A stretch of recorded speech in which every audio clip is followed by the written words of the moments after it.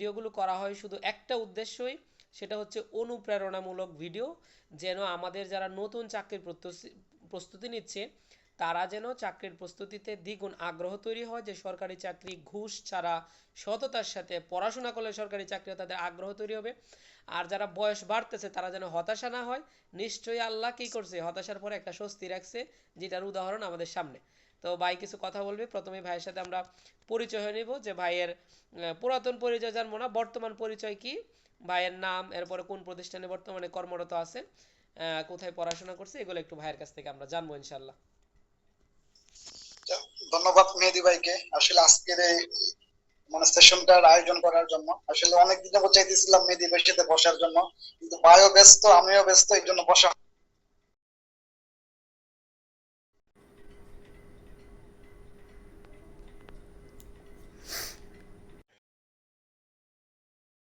যা দরকার হয়তো বা সে সবকিছুই পাবে।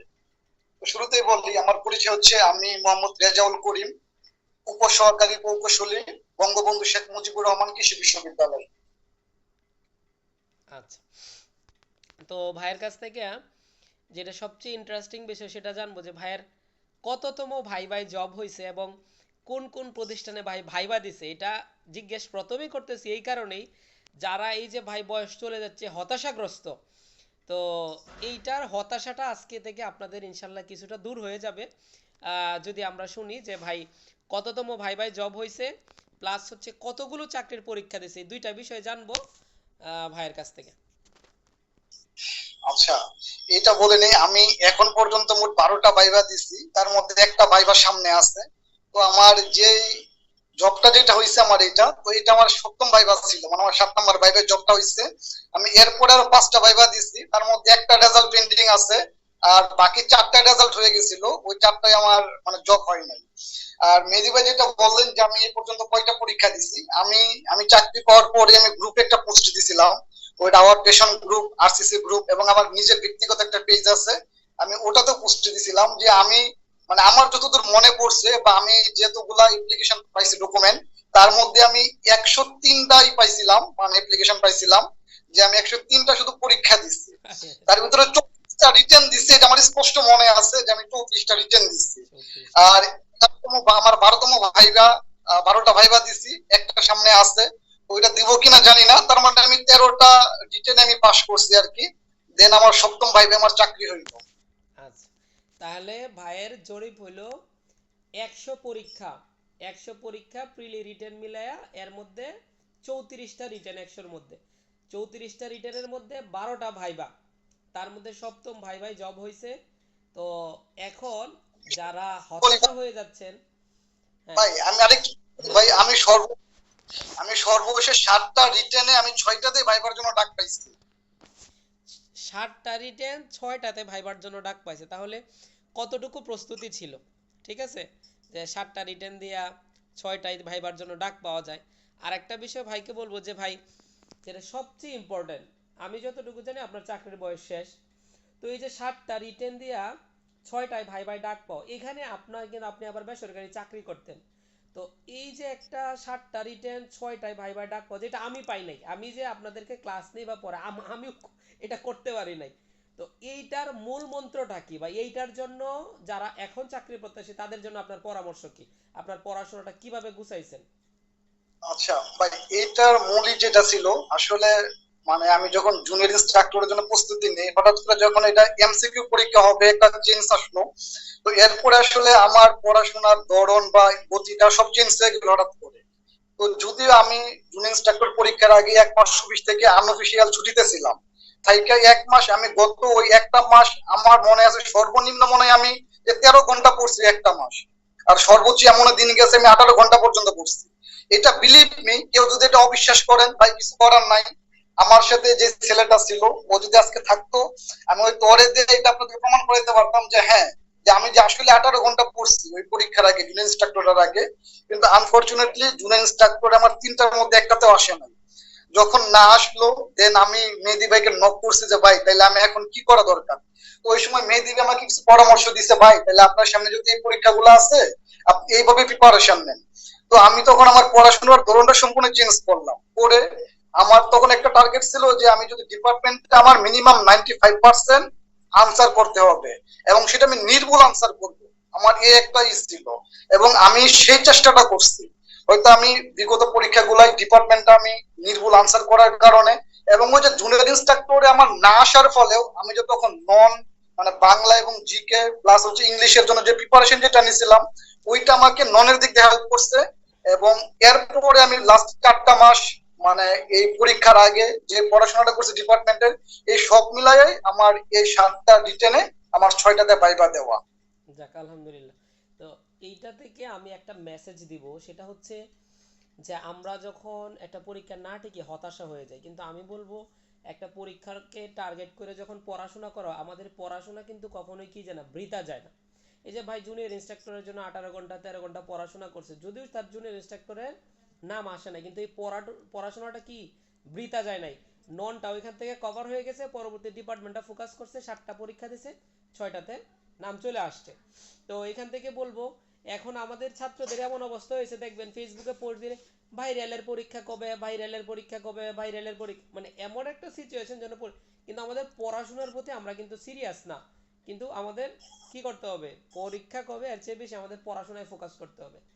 আর সবচেয়ে যেটা ইম্পর্টেন্ট বা আনন্দময় মুহূর্ত, সেটা হচ্ছে চাকরি পাওয়ার পরের আপনার অনুভূতিটা কি, ফ্যামিলি, আশেপাশে বন্ধু বান্ধব, ওই সময়টা আপনার কেমন গেছে, বা চাকরিটা আপনি পাইছেন তখন আপনার 1 ঘন্টা 2 ঘন্টা বা একদিন কিভাবে আপনার গেছে? আচ্ছা, এটা এটা একটা ইন্টারেস্টিং ঘটনা আছে ভাই। এটা হলো আমার যেদিন এই চাকরিটার যেদিন রেজাল্ট হয়েছে, তো ওই দিন আমার ব্যবসায় একটা ভাইবা ছিল 4 তারিখে, এই যে গত মাসের 4 তারিখে। তো ওই দিন আমি ভাইবা দিতে গেছি। ভাইবা দিয়ে আসার পথে আমি যখন বাসে আসছি, মানে মহাখালী থেকে আমি বাসে উঠছি আনাই, তো এনা বাসটা আপনার জাস্ট মহাখালী ফ্লাইওভারটা ক্রস করছে, আপনার মানে বনানীতে ঢুকবে এরকম একটা জায়গায় জেমে দাঁড়ায় আছে। তো আমি তখন মানে তখন পর্যন্ত আমার ফোনটা আপনার মানে ই করা ছিল, মানে এয়ারপ্লেন মোডে ছিল। তো আমি এটা মোডটা অন করে ডাটাটা ই করছি, অন করছি। তো এই সময় দিকে একটা মেইল আসছে। তো মেইলটা কোথেকে আসছে, মানে যে বঙ্গবন্ধু শেখ মুজিবুর রহমান কৃষি বিশ্ববিদ্যালয়ের, মানে এখান থেকে প্রশাসনিক ভবন থেকে একটা মেইল দিচ্ছে। তো দেন আসলে আমি একবার ভাবলাম যে এটা কি মেইল দিচ্ছে, পড়বো না পড়বো না। পড়াচ্ছে মেইলে ঢুকলাম। তো ঢুকার পরে প্রথমে হেডিং যেটা দেখলাম চোখে পড়লো, যে মানে উপসহকারী প্রকৌশলী পদে আপনাকে মানে প্রাথমিকভাবে মানে সুপারিশ করা হইলো। তো দেন ভিতরে ঢুকে বিস্তারিত পড়লাম। তো ওইটা পড়ে যা বুঝলাম যে এখানে আমার রিটেন এবং ভাইভা মিলায়া ওনারা আমাকে এখানে এর জন্য মানে সুপারিশ করছে। এতে যদি আমি সম্মতি থাকি তাহলে আমাকে জয়েন করতে বলছে। তেমন এখানে ডিটেলস বলা ছিল। তো এইটা বলার পরে তো আসলে বাসের মধ্যে যারা অন্যান্য মানুষ আছে বা আমার পাশের সিটে যাত্রীরা আছে, আসলে এইটা আমার তখন খেয়াল ছিল না। মানে আমি তো সাথে সাথে ফার্স্টে আপনাকে ফোন দিছি, আপনাকে আমি বলছি যে ভাই সবার আগে ফোনটা আপনাকে দিছি, কিন্তু আনফরচুনেটলি রোজার দিন আপনি ফোনটা রিসিভ করেন নাই। পরে আমার মারে ফোন দিছি। তো মারে ফোন দিয়ে তো আসলে আগে হাই হ্যালো জিজ্ঞেস করলাম। পরে আম্মা জিজ্ঞেস করছে আজকে ভাইবা কেমন হয়েছে, তো বললাম। পরে আম্মারে বলতেছি মা একটা তো গুড নিউজ আছে। ও কি কি হয়েছে? তো বললাম আমি যে যে ইয়াতে পরীক্ষা দিছিলাম বঙ্গবন্ধু শেখ মুজিবুর রহমান কৃষি বিশ্ববিদ্যালয়ে, ওই চাকরিটা তো আমার হয়েছে, আজ করে মেল দিয়ে জানাইছে। তো আমার মাকে জানানোর পরে আমার মা কি করছে, আসলে আমার সাথে কথা বলতে বলতে মানে আমার মা কান্না করতেছে আমার সাথে। কারণ আসলে এটা সবাই জানে যে আমার গত অক্টোবরে আমার বয়স শেষ হয়ে গেছিল, 30 বছর পার হয়ে গেছিল। তারপর আসলে বাড়ি থেকে এর আগে বেশ কয়েকবার বিয়ের জন্য আমাকে বলতেছিল, কিন্তু আমি সবাই একটা কথা বলতাম, আমার যদি চাকরি হয় তাইলে আমি বিয়ে করবো, যদি চাকরি না হয় তারপর একটা পরে ভাইবা দেখবো। কিন্তু যে কোনো চাকরি না হবে, আমার সর্বশেষ যে পরীক্ষাটা আছে ওই পরীক্ষাটা শেষ না হওয়া পর্যন্ত আমি বিয়ে করতেছি না। আমি বাড়িতে এই কথাটা বলতাম সব সময়। আর যখন আমি বাড়িতে যাইতাম বা ছুটিতে যাইতাম, তখন আমার মা দেখতো যে আমি সারাদিন বই নিয়ে বসে রয়েছি। কারণ যেহেতু আমি একটা প্রাইভেট ফার্মে চাকরি করতাম, এখানে তো কাজের ফাঁকে খুব বেশি একটা পড়ার সময় পেতাম না। কিন্তু আমি বাড়িতে যদি কখনো ছুটিতেও যাইতাম, ইভেন ঈদের মতো যখন আমি যাইতাম, আমি এই কথাটাও বলছি, তখন আমি বাড়িতে বসে বসে পড়তাম। তো আমার মানে আমার মা হচ্ছে এই জিনিসগুলা দেখতো। দেখে মানে মনে মনে করতো যে তোমার সবাইকে সরকারি চাকরি লাগবে, যারা সরকারি চাকরি পায় না ওদেরও তো জীবন চলবে। তো বলতাম ওদের জীবন চলুক, কিন্তু আমার টার্গেট হচ্ছে একটাই, যে আল্লাহ যদি আমার কপালে সরকারি চাকরি লিখে রাখে, অন্তত আমার শেষ পরীক্ষা পর্যন্ত আমি দেখবো। ঠিক আছে, আর পড়ার সময় তুমি আমার এই কথাগুলা বললো না। আমার মা ওইটা মাইনা নিছিল। আর বাসে তখন যারা ছিল, তো সবাই বলতেছিল ভাই কি হয়েছে আপনার, কোথায় চাকরি হয়েছে, কি বিসিএস হয়েছে না অন্য কোথাও ব্যাংকে হয়েছে। পরের দিন ওদেরকে বললাম যে আসলে আমি এই পোস্টে পরীক্ষা দিয়েছিলাম, আমার এখানে এখানে চাকরি হয়েছে। তো বাসে মোটামুটি যারাই ছিল, যেহেতু এনা বাস ছিল, সবাই ময়মনসিংহ এর যাত্রী, তো সবাই আসলে বাসের অনেক খুশি সবাই। তো দেন আসলে বাসায় এসে ফ্যামিলিতে বললাম, আমার নানুর বাড়িতে গেলাম, তার আগে তো বাসায় জানাই দিচ্ছি, আমার নানুরে জানাইছি। তো মোটামুটি সবাই খুশি, যারা শুনছে সবাই অনেক খুশি হয়েছে, মানে আসলে সবাই মন থেকে দোয়া করছে আসলে ভাই। যাক আলহামদুলিল্লাহ। তো এইটা হইলো আসলে আমাদের কি বলে মানে হার না মানা একজন যোদ্ধা বলা যায়। কারণ হচ্ছে যে অনেকেই কিন্তু শেষের দিকে হতাশাগ্রস্ত, যে বয়স তো শেষ, আমি হাল ছেড়ে দেই, এত বছর হয় নাই, একটা দুইটা পরীক্ষা দেওয়ার কি হবে। তো এই অবস্থায় যারা আছে আমি বলবো তাদেরকে একদম নিজের সর্বোচ্চটা দেয়। আর আমি এই যে ক্লাসের মধ্যে মজা করে বলি ছেলেরা চাকরি না পাইলে বিয়ার কথা চিন্তা করো না, তো এই কথাগুলো বলার আসলে উদ্দেশ্য কি, আমরা তো ছেলে মানুষ, আমাদের সৌন্দর্য আসলে ইনকাম, এটা হলো প্রথম কথা। কারণ যখন বিয়ের পাত্র দেখতে আসে কেউ কিন্তু জিজ্ঞেস করে না ছেলেটা দেখতে কেমন, সবাই জিজ্ঞেস করে ছেলেটা কি করে, ঠিক আছে? রাইট রাইট হ্যাঁ। রাইট। তো এইটা আর নিজের আত্মসম্মান কি, যখন মানে আমিও এটার পক্ষে না যে সবারই তো সরকারি চাকরিজীবী করতে হবে, এমন না। এবং বাংলাদেশে সরকারি চাকরিজীবী কত পার্সেন্ট, 10% বা 8% বা 5% বা তারও কম। তো দেখা যাবে, কিন্তু তারপরেও কি মানে আমার টার্গেটটা কি বা আমার গোলটা কি, আমি কি 5%-এর মধ্যে আসি কিনা, ঠিক আছে? এটা হইলো আমার নিজের আত্মসম্মান। যে যখন আমি বিয়ে করতে যাব, বিয়ের কথা বলি, ছেলেটা কি করে, এই যে আমি একটা পরিচয় দিতে পারতেছি আত্মতৃপ্তির সাথে, আমার বলতেও নিজেকে প্রাউড ফিল হয়, বা আমার পরিবারও আমাকে নিয়ে প্রাউড ফিল করে যে আমার ছেলে এইটা, বা আমার ছেলে এই জবটা করে, বা আমি নিজেও স্বাচ্ছন্দ্যের সাথে। কিন্তু আমি যদি না করি, আমি কিন্তু কখনোই, যেমন বেসরকারি জব যত বড় জবই করে না কেন, কেউ কিন্তু খুব একটা প্রাউড ফিল বলতে পারে না কি করে ছেলে, হয়তো একটা মাল্টিন্যাশনাল কোম্পানিতে জব করে বা একটা বেসরকারি জব করে, এইভাবেই পরিচয়টা দেয়। কিন্তু যখন সে সরকারি চাকরি করে, এক কথা বলে ছেলে সরকারি চাকরি করে নন ক্যাডার বা 10ম গ্রেড, বাস শিক্ষিত যারা আছে তাদের ধারণা হয়ে গেছে যে এই ছেলের ফিউচার কি বা এই ছেলে কি করে। এই তো চাকরি হয়ে গেছে, পরবর্তীতে যদি আমার অপরচুনিটি ভালো থাকে আমি সামনে যাব। কিন্তু যদি আল্লাহ না করে যদি অপরচুনিটি আর সামনে নাও আসে, অন্তত তো আমার আর চাকরি নিয়ে তো আমার টেনশন করতেছে না, বাকি আর পাশাপাশি আলহামদুলিল্লাহ আমি অনেক কিছু করতে পারবো। আর ভাইয়ের কাছ থেকে আরেকটা বিষয় জানবো, সেটা হচ্ছে আমাদের যারা নতুন চাকরি প্রত্যাশী, তো আমি চাই না, যদিও এটা হয়তো আপনার জন্য কষ্টদায়ক একটা প্রশ্ন, তারপরে আমি চাই না যে সবার বয়সটা শেষ বয়সে চাকরি হোক, এটা আমি চাই না আপনার মতো হোক, এটা আপনিও চাইবেন না যে শেষ বয়সে। কারণ এই সিচুয়েশনটা যে কতটুকু কষ্টের বা এই সময় যে কতটা হতাশায় কাটে, এটা হয়তো আমার চেয়ে ভালো আপনি টের পাইছেন। তো যারা নতুন চাকরি প্রস্তুতি শুরু করতেছে, কিভাবে দ্রুত এবং অল্প সময়ে সরকারি চাকরি পাওয়া যায়, তাদের জন্য আপনার পরামর্শ কি, এটা একটু 1 মিনিটে তাদের উদ্দেশ্যে 1 মিনিট বলেন। এটা হচ্ছে আসলে জার্নিটা কিন্তু শুরু হয়েছিল ভাই 2016 সালে। আমি এটা বলছি যে হ্যাঁ। 2016 সালে আমি পরীক্ষা দিতাম, মাঝখানে 2016 সালে কিছু পরীক্ষা দেওয়ার পরে যখন পাশ করতে না পারি, টিকতে না পারি, তখন বাদ দিয়ে দিছিলাম। দেন আবার 2020 সাল থেকে নতুন করে পড়াশোনা করা, আবার চাকরি বাকরি পড়া, মোটামুটি বলা যায় যে 3 বছর 3.5 বছর একটা গ্যাপ ছিল আমার পড়াশোনাতে। তারপরে এসে শুরু করা, একটা করোনার ধাক্কা গেছে, তারপরে সবকিছু গুছায়া দেন ভাই 2016 সালে যে কম্পিটিশন ছিল আর 2024 সালে কম্পিটিশন চাকরির ক্ষেত্রে, এটা আকাশ, মানে এটা আকাশ পাতাল ডিফারেন্স, পার্থক্য। ভাই কি আমার কথা শুনতেছেন? হ্যাঁ হ্যাঁ হ্যাঁ, শুনতেছি, আসি আমি। তাহলে এ হচ্ছে একটা বিষয়। তো আসলে আমি চাই না যে আমার মতো কেউ হোক যে এত লং টাইম প্রিপারেশনে থাকেন। এই জন্য নতুন যারা আছে ওদের প্রতি আমার একটা সাজেশন, আপনারা যেটাই পড়বেন বেসিক ক্লিয়ার করে পড়বেন, বিস্তারিত পড়বেন। সেটা আপনি নন পড়েন আর ডিপার্টমেন্ট পড়েন, যেটাই পড়েন বেসিক ক্লিয়ার করে একদম বিস্তারিত পড়বেন, শর্টকাট কোনো কিছু পড়তে যাবেন না। আর চাকরির পরীক্ষাটা এমন না যে আপনি আজকে আসছেন দুটো চারটা পরীক্ষা দিবেন দেন আপনি কালকে চাকরি পেয়ে যাবেন। অন্তত আপনাকে দেখেন, আজকে যদি আপনি একটা চাকরি অ্যাপ্লাই করেন, এটার পরীক্ষা 6 মাস পরে হবে, মিনিমাম 6 মাস পরে এটা রিটার্ন হবে। হয়তো তার 15 দিন বা 1 মাস পরে তার রিটার্নের রেজাল্ট দিবে, তার 15 দিন পরে ভাইবা হবে। দেখেন আপনি জয়েন করতে করতে মিনিমাম 1 বছর, এক বছর। অর্থাৎ আপনি চাকরি পাইতে চাইলে আপনি যদি আজকে শুরু করেন মিনিমাম 1 বছর লাইগা থাকতে হবে। তাহলে আপনি প্রিপারেশন এইভাবে নিবেন, আপনি যেটাই পড়েন অন্তত একটা বছর যেন আপনি সেটা ক্যারি করতে পারেন, আপনার মধ্যে থাকে, এই জিনিসটা ফলো করবেন। আর দ্বিতীয় হচ্ছে আপনি যতটুকু পড়বেন তার চেয়ে বেশি রিভিশন দিবেন। আপনি সপ্তাহে 5 দিন পড়েন, এই 5 দিন যা পড়ছেন আপনি 2 দিন রিভিশন দেন, তাহলে সেটা আপনার সহজে মনে থাকবে। মনে থাকে। কারণ আপনি নতুন পরীক্ষার হলে যাওয়ার চেয়ে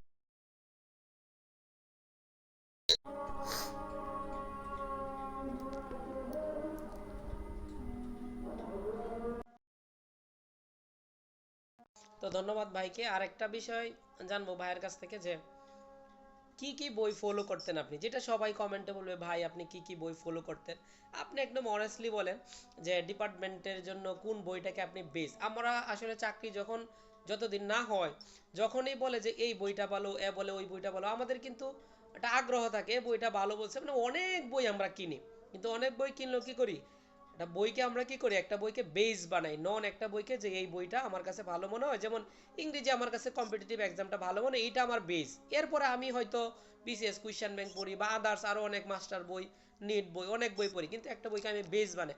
তো নন এবং ডিপার্টমেন্টের কোন কোন বই আপনি ফলো করতেন, বাংলাদেশ বিষয়, আন্তর্জাতিক বাংলা দ্বিতীয় সাহিত্য, ইংরেজি এবং ডিপার্টমেন্ট, এইগুলো একটু বলবেন।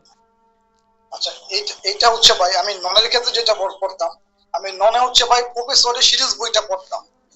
তো আর পরীক্ষার আগে যেটা করতাম যে বিসিএস ডাইজেস্ট যেটা আছে, আমি পরীক্ষার আগে মানে যে কোনো পরীক্ষার আগে ডাইজেস্টটা আমি কভার করতাম পড়ে। এমনি আমি সিরিজ বই পড়তাম মানে প্রফেসরের, এটা হচ্ছে ননের ক্ষেত্রে। আমি স্যার বাংলার ক্ষেত্রে হচ্ছে আমি সমিত শেখর স্যারের যে জিজ্ঞাসা বইটা আছে বাংলা, আমি ওই বাংলা বইটা পড়তাম। কিন্তু সেম পরীক্ষার আগে আমি ডাইজেস্ট থেকে বাংলা অংশটা মানে সাহিত্যের অংশটা আমি কভার করতাম। আর হচ্ছে ব্যাকরণের ক্ষেত্রে হচ্ছে আমার যে নবম দশম শ্রেণীর যে বই যেটা আছে ব্যাকরণ বাংলা, আমি ওই বইটা হচ্ছে আমি একদিন বলছিলাম যে বইটা আমি গাড়িতে বৈশা বৈশা আমি যখন যশোরে ছিলাম, মানে এই বইটা আমার কাছে এখন আসছে, আমি চাইলে দেখাইতে পারবো যে বইটার প্রথম পাতা থেকে শুরু করে একবার শেষ পাতা পর্যন্ত আমি পড়া বলা যায় যে তার 90% মুখস্থ করছিলাম এইটা। এবং আমি বলতে পারবো যে এখন এই বইটা আমার এটা মাথার ভিতরে এখনো আছে। এটা হচ্ছে বাংলা ব্যাকরণের ক্ষেত্রে। আচ্ছা, আর যদি আপনি ডিপার্টমেন্টে আসেন, তাহলে ডিপার্টমেন্ট বলবো ভাই যে আমি মানে আপনার আরসিসি বই বের হওয়ার আগে যখন আমি পরীক্ষা দিচ্ছি, তখন হচ্ছে ভাই আমি প্রযুক্তিটা পড়তাম আর জি মাওলার যেটা আছে মানে পিএসসি নন ক্যাডার ওই বইটা পড়তাম। কিন্তু অনেস্টলি বলতেছি ভাই, আপনার আরসিসি বইটা আসার আগে মানে আসার পরে আমি এটা বলতে পারবো যে হয়তোবা মানে আমি তো 34টা রিটার্ন দিছি, তার মধ্যে ধরেন প্লাস 25 অর্থাৎ 25টা রিটার্নের আগে আমি আপনার আরসিসি বইটা 25 বার কভার করছি, অন্তত প্রথম পাতা থেকে শুরু করে শেষ পাতা পর্যন্ত। এটার প্রমাণ আমি একটু দেখাই ভাই আপনাকে, না দেখাইলে বুঝবেন না। এই যে আপনার বইটা আমার কাছে আছে, এবং আমি যখন প্রশ্ন ব্যাংক গুলো সলভ করতাম আমি কিভাবে করতাম এটাও একটু দেখাই। আমার এখানে ডিটেলস এটা কি করা আছে। আসলে আমরা অনেকে অনেক সময় পড়ি কিন্তু হচ্ছে মনে থাকে না ভাই। দেখেন আপনার বইটা আমার এখানে লেখা আছে, আমি যখন প্রশ্ন ব্যাংক গুলো সলভ করতাম দেখেন আমি কিন্তু যে নীল কালি কলমটা মার্ক করে রাখছি এখানে। হ্যাঁ, এখানে কি লেখা আছে আমি বলি।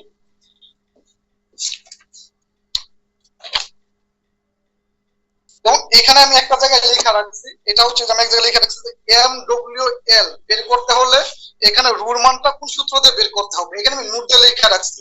তার মানে আমি যখন এই ম্যাথটা করতে যাব আমার মাথায় অটোমেটিক ঢুকা যাবে এইটা থাকলে আমার এটা দিয়ে এই ম্যাথটা সলভ করতে হবে। দেখেন ভাই আমি এখানে লেখা রাখছি, এখানে কে এর মান দেওয়া ছিল না, এটা হচ্ছে এনভায়রনমেন্টাল ইঞ্জিনিয়ারিং একটা ম্যাথ যেখানে ওই যে এআই থাকে। আমি এখানে লেখা রাখছি কে এর মান দেওয়া না থাকলে 0.2 পার ডে ধরে নিয়ে ম্যাথ সলভ করব। আমি লেখা রাখছি কারণ এখানে কে এর মান দেওয়া ছিল না। তার মানে আমি যখন এটা সলভ করতাম এটা আমার অটোমেটিক মনে হয়ে যেত। এরকম ভাই আমি বলতে পারি মিনিমাম আপনার এই বইটা আমি 25 বার প্রথম পাতা থেকে আমি শেষ পাতা পর্যন্ত এটা আমি কভার করছি, মানে একবারও কম হবে না। আচ্ছা, এটা গেল ভাই। সেম একইভাবে আপনার মানে ভাইবা যেটা আছে আপনার আরসিসি ভাইবা যেটা আছে, তো এখানে একটা মজার বিষয় হচ্ছে ভাই আমি যখন ফার্স্টে ভাইবা দেই বিএডিসি তে রিটেন দেই, তো ওই বিএডিসি তে আমি রিটেনের আপনার আমার রিটেনের রেজাল্ট হওয়ার আগে আমি আপনার ভাইবা বইটা কিনছিলাম। তো এটা আমার লাইফে একটা স্মরণীয় ঘটনা যে আমি জানি না যে এরকম করছে কিনা, যে কেউ রিটেনে পাস করে নাই কিন্তু সে ভাইবা বইটা কিনা দেখছে যে আসলে ভাইবাতে কি ধরনের প্রশ্ন থাকে, কিভাবে পড়তে হয়। আসলে আমি জাস্ট আমার একটু কিউরিসিটি থেকে আমার এই ভাইবা বইটা কিনা হয়েছিল আপনার আগে আপনার হ্যান্ড নোট যেটা ছিল এইটা। যে একইভাবে আমি কোনো মানে রিটেনে পাস করার আগে আমি আপনার ভাইবা ড্রেস বানাইছিলাম। মানে আমি একটু শখ করে যে আসলে ঠিক আছে দেখি একটু ভাইবা ড্রেস মানে অনেকে আসতে দেখি যে পিএসসি সামনে যাই যাই মানে ছবি আপলোড দেয় যে আজকে ভাইবা ছিল কালকে ভাইবা ছিল। আমার লাইফে যদি এমন কোনো দিন আসে অন্তত সেইটার জন্য হইলেও মানে আমি কোনো রিটেনে পাস করার আগে আমি ভাইবা ড্রেস বানাইছিলাম। আর রিটেন দিয়া আমি রিটেনের রেজাল্ট হয় নাই তার আগে আমি ভাইবা হ্যান্ড নোটটা কিনছিলাম। হয়তো ওই যে আমার কাছে একটা হ্যান্ড নোট আছে আমি ভাইবা ড্রেস বানাই রাখছি আমার ভাইবা দিতে হবে, সেই ইন্সপিরেশন থেকে হইলেও অন্তত আমি চেষ্টা করতাম যে দিনে 12 ঘন্টা না হোক 8 ঘন্টা না হোক 6 ঘন্টা অন্তত পড়ার টেবিলে বসে থাকবি। বা আমার লাইফে একটা সময় টার্গেট ছিল আমি একটা ভাইবা দিব, আমি একটা ড্রেস বানাইছি, আমি এই ড্রেসটা পরে যে ভাইবা দিব, ওইখানে যে আমি একটা পিক তুলো তুলে আপলোড দিব যে আমি তো আজকে মুঝে ভাইবা দিতে আসছিলাম, তখন আমার টার্গেটটা ছিল এইটা।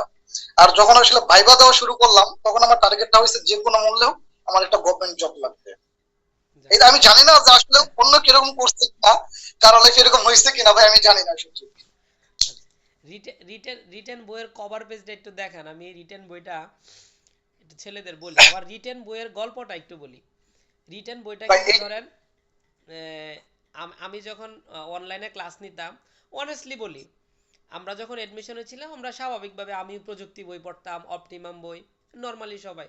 কিন্তু যখন অনলাইনে ক্লাস নিতাম, তো ক্লাস নিতে নিতে একটা সময়, এটা আমি অনেস্টলি আজকে গল্পটা বলি, তো আমাদের কিন্তু বাজারে যে অন্য অন্য বইগুলো, এটা শুধু প্রযুক্তি না, মানে যতগুলো বই ছিল ওই বইগুলোতে কিন্তু, যেহেতু অ্যাডমিশনের বই, তো জবের পরীক্ষার জন্য কমপ্লিট কোনো বই ছিল না, যেমন জিওটেকনিক্যাল নাই, হাইড্রোলজি নাই, এনভায়রনমেন্টাল নাই, ট্রান্সপোর্টেশন নাই, ফাউন্ডেশন নাই, এরপরে বিগত সালের প্রশ্নগুলো নাই। তো আমার মাথায় চিন্তা আসলো, হচ্ছে এরকম যদি একটা বই থাকতো যেটার মধ্যে আমি সব মানে কমপ্লিট পাইতাম, তো তখন আমি আহ, চাকরির জন্য পড়াশোনা করতাম, অনলাইনে ক্লাস নিই, যে এখন আমি কি করলাম, একটা নোট খাতা বানায়া এই, আর মেন বই থেকে কোন কোন অঙ্কগুলা করি এগুলো আমি আমার মেন বইয়ে এখনো মার্ক করা আছে যে এই অঙ্কগুলা করতাম। তো যখন চাকরি পাইছি তখন চিন্তা করলাম যেহেতু অনলাইনে ক্লাস নেই, তো অন্তত আমার নিজের ক্লাসের জন্য, আর যেহেতু আলহামদুলিল্লাহ অনেক ছেলে মেয়ে ক্লাস করে, একটা নোট বানাই। তো এগুলো আমি টাইপ করাইলাম, তো টাইপ করাইলে তো এটা আমি বাজারে ছাড়লাম, তো ফেসবুকে একটা পোস্ট দিলাম যে আমি একটা বই লিখবো, এটার কি নাম হইতে পারে। তো অনেকে অনেক নাম কমেন্ট করছে, তো একটা ছেলে কমেন্ট করছে যে এটা ভাই আরসিসি হইতে পারে।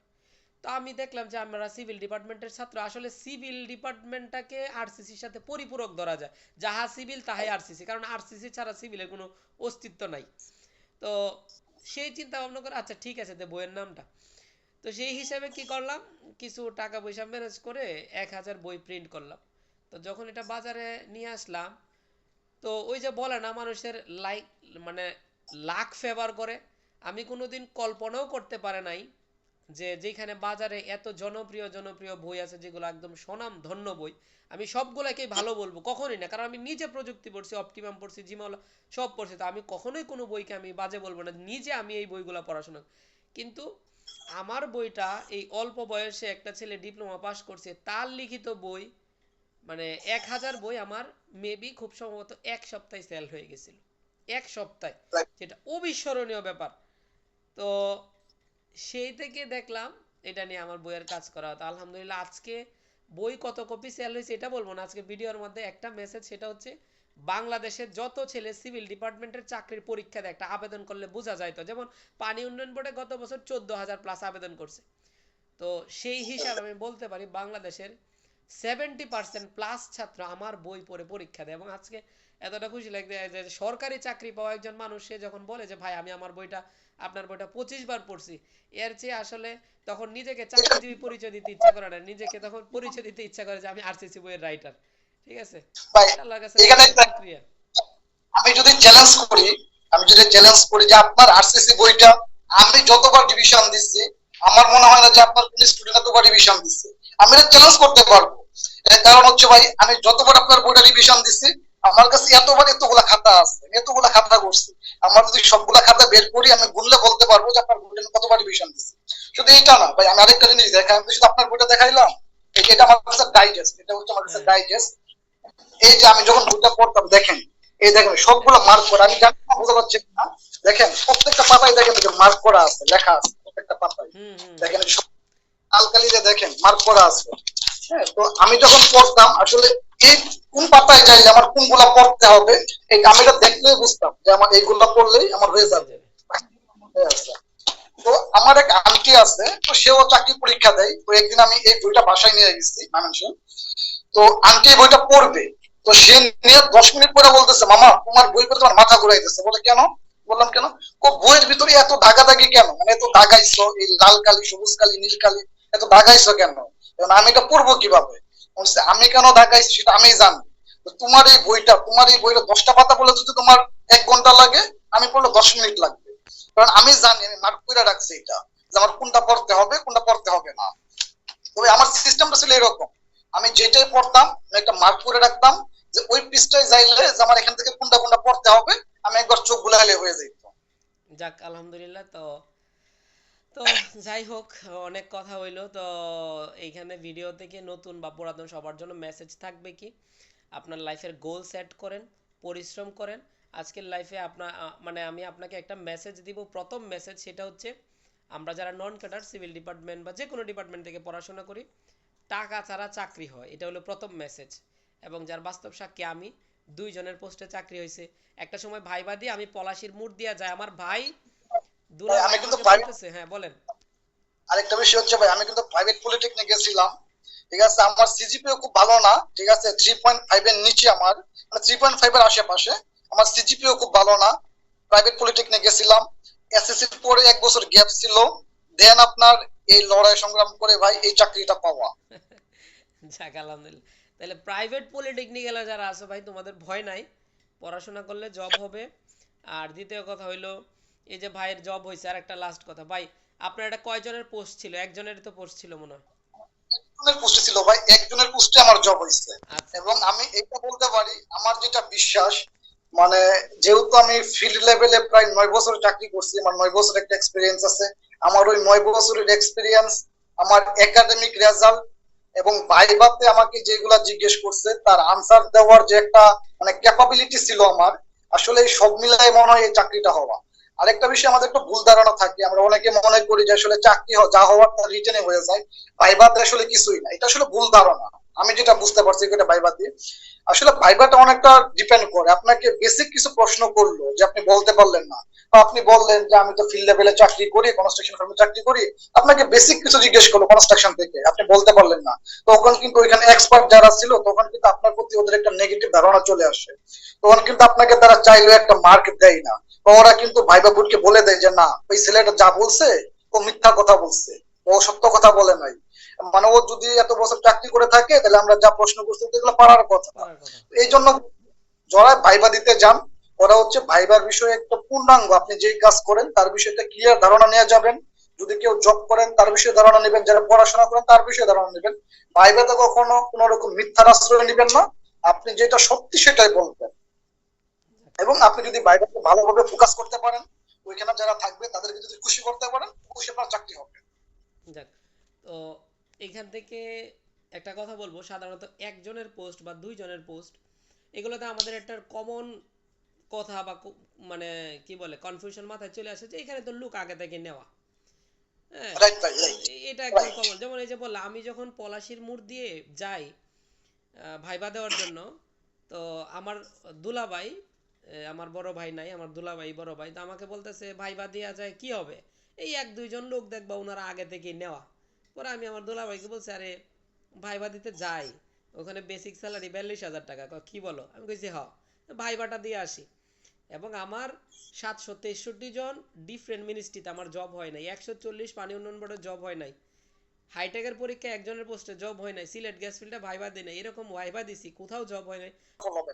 আমি বলছি যে আমি যখন খুলনা থেকে ঢাকা পরীক্ষা দিতে আসতাম, আমার লাইফে কত শত রাত গেছে, যে কখন সকাল হবে, বাসগুলা চালু হবে, আমি পরীক্ষা সেন্টারে যাব, তার কোনো হিসাব নাই।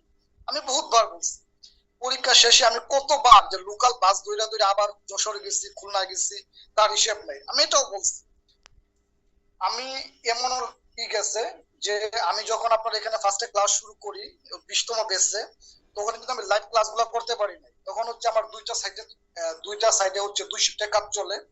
তো যখন আপনি রাতের বেলা ক্লাস নিতেন, আমার এখানে ওই ঢালাই শুরু হইতো বা কোনো একটা চেক করতে যেতে হইতো, আমি ক্লাস গুলা করতে পারতাম না। তো আমি যেটা করতাম, ওই কাজ শেষ করে আইসা রাত্রে হয়তো 10টার দিকে বসতাম পড়তে। সে 10টার সময় বসলে যখন ফজরের আজান দিত, তখন হচ্ছে আমি একবারে ফজরের নামাজ পড়ে ঘুমাইতে যাইতাম। এরকম কত শত রাত আমার লাইফে গেছে, এটা আপনাকে আমি মানে ভুইলা বুঝাইতে পারবো না। আমি এক প্রথমে বলছি, আমার সাথে যে ছেলেটা থাকতো ও যদি আজকে নাই, ঢাকা চলে গেছে, হ্যাঁ, ওর যদি পারতাম আমি তাহলে হয়তো পরে দিয়ে প্রমাণ করে দিতাম যে না ভাই, মানে ও মাঝে মধ্যে বিরক্ত হইতো, ভাই একটু লাইটটা বন্ধ করেন ঘুমাবো। লাস্ট পর্যায়ে আমি টেবিল ল্যাম্প জ্বালাইতাম, টেবিল ল্যাম্প জ্বালাইয়া পর্দা দিয়ে তারপরে পড়তাম, দেন ও ঘুমাইতো, এরকমও গেছে। তো ভাই আপনারা পরিশ্রম করেন, ঠিক আছে, যারা প্রাইভেট ফার্মে চাকরি করেন তারা আসলে কি পরিমাণ পরিশ্রম করেন সেটা তো আমি জানি, কারণ যেহেতু আমি 140 কোটি টাকার প্রজেক্ট হ্যান্ডেল করছি, করে পড়াশোনা করছি, আমার মনে হয় না যে আসলে আপনাদের কষ্টটা আমার চেয়ে অন্য কেউ ভালো বুঝবে। আপনাদেরকে এইটাই বলবো যে আপনাদের সিনিয়র যে আছে ওরা একটু বুঝান, কনভিন্স করেন, ওরা যতটুকু সময় পারেন আপনারা পড়াশোনার মধ্যে লাগান, আপনাদের দ্বারা ভালো কিছু হবে। এটা হচ্ছে নাম্বার 1। আর নাম্বার 2 হচ্ছে, দেখেন সর্বশেষ যেটা বলবো, আসলে এলজিডির একটা বড় নিয়োগ এটা বন্ধ হয়ে গেছে। হ্যাঁ, হয়তো রিট করছে এই জন্য। আপনারা যে যার জায়গা থেকে পারেন, দেখেন আমার চাকরি হয়ে গেছে, এখন আমার দরকার নাই যে এলজিডির পিছনে এটা নিয়ে কথা বলার জন্য, সময় দেওয়ার জন্য। আমি জানি না যে এলজিডির পরীক্ষা হলে আদৌ কি আমি পরীক্ষা দিতে যাবো কিনা, সেটা নিয়ে সন্দেহ আছে। কিন্তু তারপরেও বলবো, এজ এ ভাই হিসাবে আপনারা যারা আছেন সবাই যার যার জায়গা থেকে একটু ডোনেট করেন।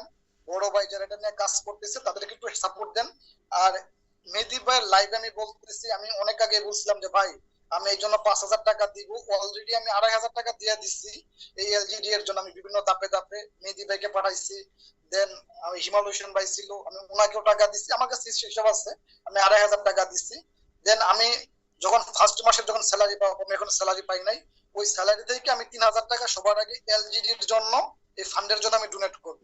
অন্তত আমার ছোট ভাই যারা আছে তাদের অন্তত এই কাজে যেন একটু অগ্রগতি আসে, ঠিক আছে, এটার জন্য। আর পাশাপাশি প্রতিনিয়ত আসলে চাকরি বাকরি হইতেছে অন্যান্য ইয়াতে, বিভিন্ন সার্কুলারে যেসব বাইরে চাকরি পাইতেছেন তাদের প্রতি একটা রিকোয়েস্ট থাকবে, বা এতদিন বেকার ছিলেন এখন চাকরি হইতেছে আপনাদের, আপনারা জয়েন করবেন। অন্তত প্রথম মাসের স্যালারিটা পায়া অন্তত এই জন্য কিছু টাকা ডোনেট করেন, যাতে এইটার কাজের গতিটা যেন একটু আগায়।